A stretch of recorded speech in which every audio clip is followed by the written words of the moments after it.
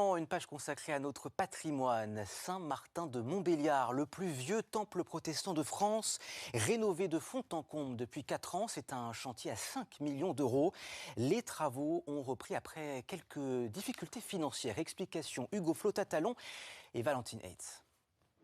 Réunion de chantier dans le plus vieux temple protestant de France. Les travaux de rénovation débutés en 2021 viennent de reprendre après plus de 6 mois d'arrêt faute de financement, grâce à un prêt de 550 000 euros concédé par les instances protestantes de France. Tout le courage est revenu, même s'il avait non pas disparu, mais s'il s'était un petit peu tassé, disons.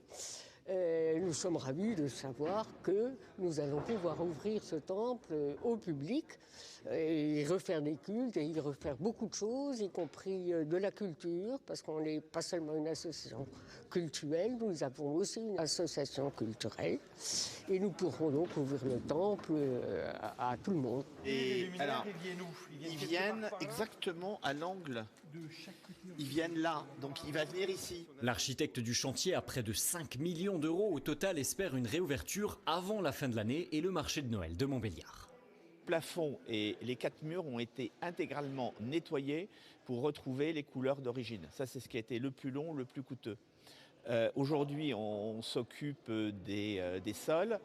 Et donc, ce qui reste à faire, c'est justement toute la problématique du chauffage.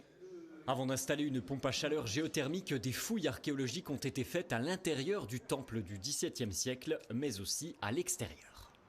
On a descendu à 1 mètre, mais les fouilles font dans les 80 cm à peu près de largeur à l'extérieur du temple. On voit qu'il est construit sur quelque chose de solide.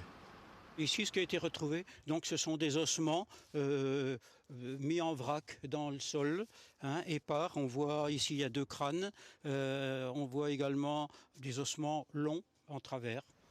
Tranchées extérieures et sol intérieur seront bientôt rebouchés. La fin de ces longs travaux doit commencer avec le réaménagement du mobilier du temple prévu cet été.